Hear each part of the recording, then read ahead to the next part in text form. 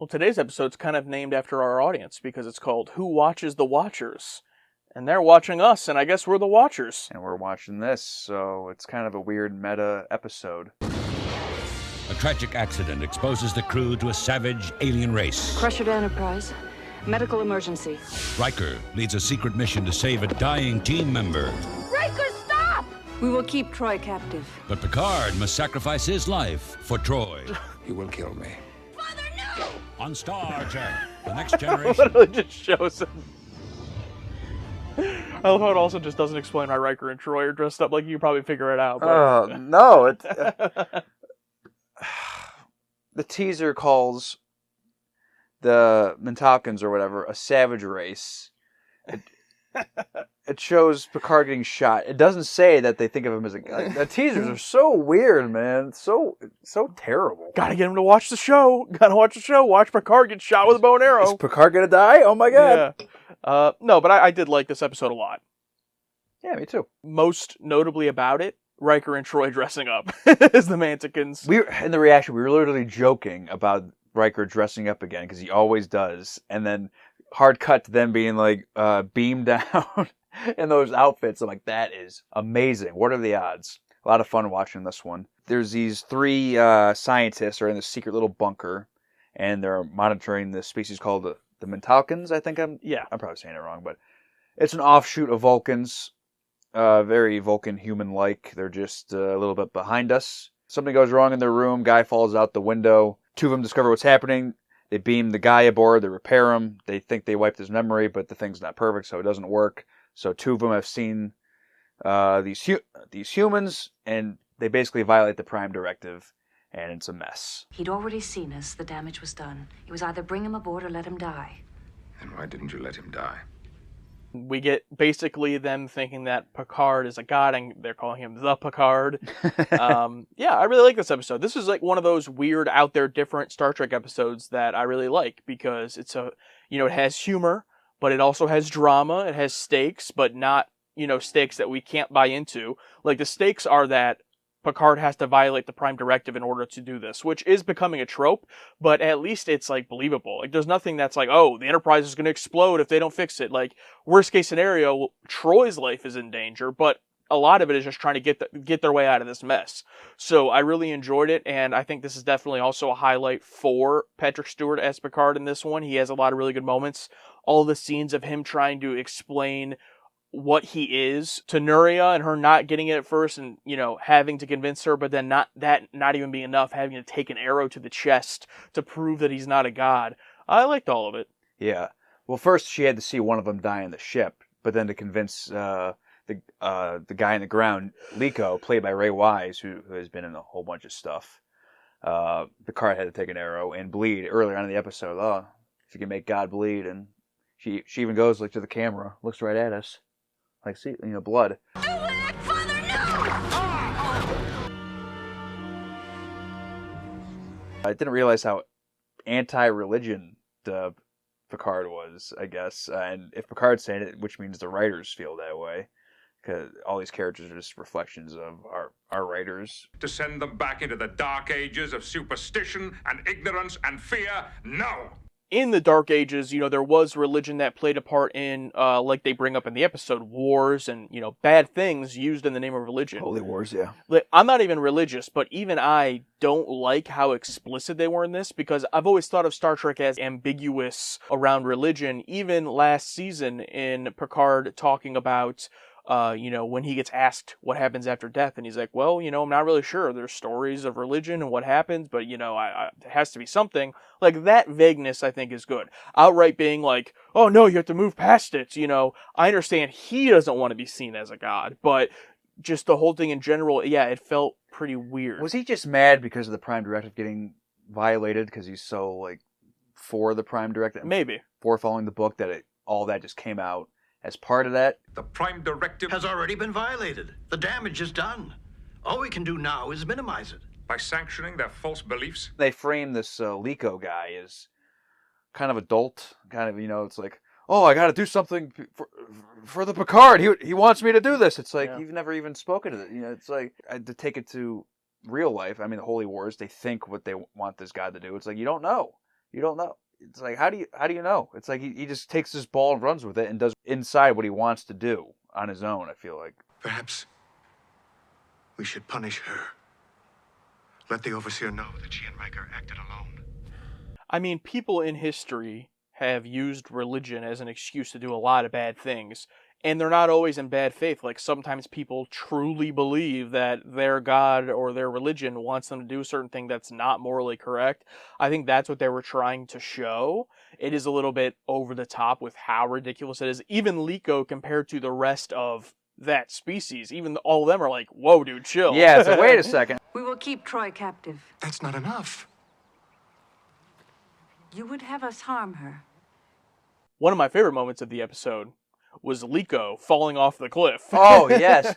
Took me right back to TOS, I think it was season 1 or season... Yeah, Alternative Factor. Alternative Factor. Ah! Yeah, it wasn't quite on that level, but it was the first thing that rivaled it. The actual physical location. Possibly the same area where the Gorn stuff was filmed. These past 2 episodes we watched, good physical location stuff. Love to see it. But what was missing from the previous episode, that was even in this one, from the very first shot, was the score. Log stardate 43173.5. We're en route to Mintaka 3, where a 3-man Federation anthropological... Yeah, another great score scene was when Picard was first talking to Naria, and he's like, feel my hand, I'm flesh just like you. The score in that scene was really great. The rhythm of my pulse. I'm not a supreme being. Yeah. And they need more of that. Apparently they don't do that much in the show because they didn't want it to overshadow the writing or characters or something. I don't know. I've heard. I mean, as long as you don't like Christopher Nolan and have like this great score Yeah. drown out every bit of dialogue. But I'm glad we had it in this one because it definitely took us to the next level. Also loved the creativity with Riker and Troy when he had to get the guy away from them, Palmer, so he could transport him back to the ship. And I'm thinking, like, there's no way he's going to be able to, outsmart these people once they started to catch on.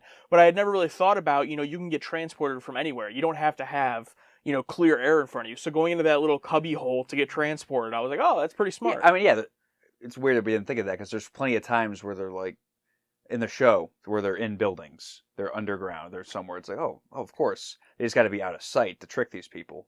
Yeah, I do love the Picard scene of it. I love that scene where he's explaining, like, have you always lived in huts? And it's like, she's getting it, and then she doesn't get it. It's like, Would you bring them back to life? I failed to get through to you, haven't I? Despite all my efforts. Yeah, and for them it was death that they couldn't get past. And I almost wish that, it was a bit more complex or nuanced and not just death. Because, like, we know that they can't bring people back from the dead. You can bring back my wife to me. I cannot. Why?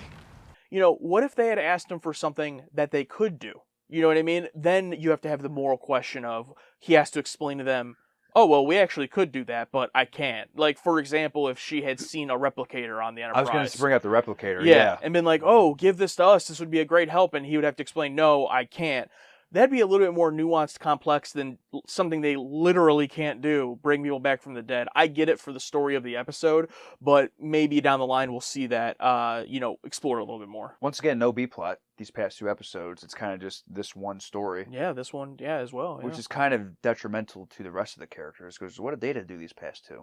Nothing. Sat in his chair. Geordi, barely nothing. Geordi, barely anything. Worf. I mean, I realize it. Maybe it would get a bit redundant if every episode had that A and B, But if the B storyline is just something not conclusive to the whole episode plot ending, just fun character stuff, whether it's a small little poker game, a small little something.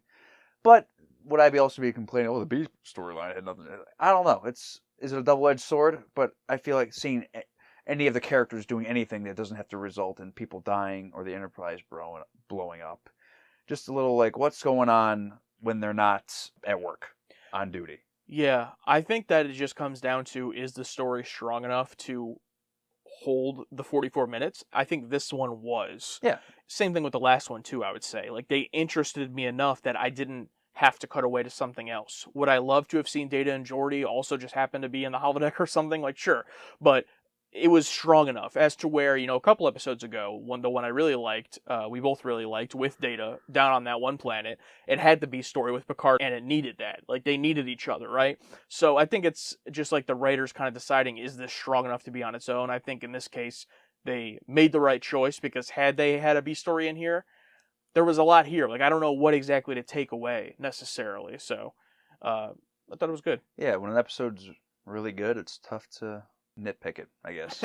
Yeah. Really find an issue with it. Yeah, I just wondered, the whole religion thing. That's my biggest takeaway. It's like, how is Picard talking about religion and supernatural in one thing, or just supernatural in general? It's like, I don't know. That'll be my main takeaway too. Is I feel like this is the first time Star Trek is actually tackling religion.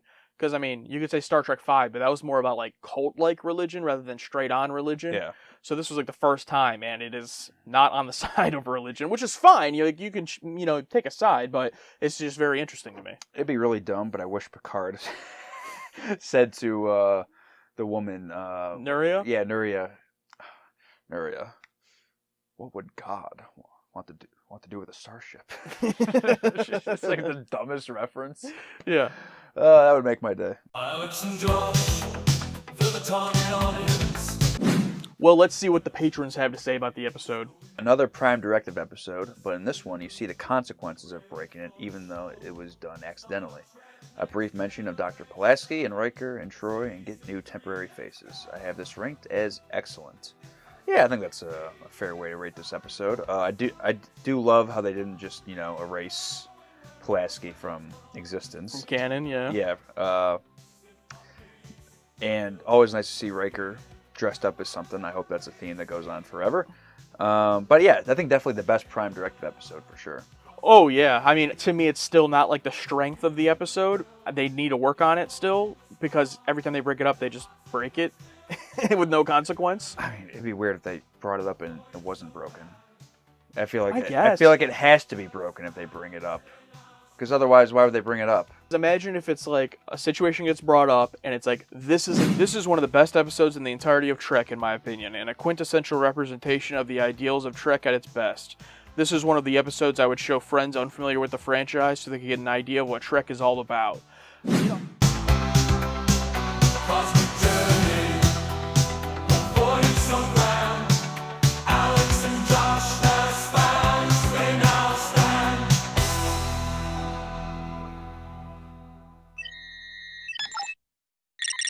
Gotta get him to watch the show. Watch Picard get shot with a bow and arrow. Is Picard gonna die? Oh my god. Yeah.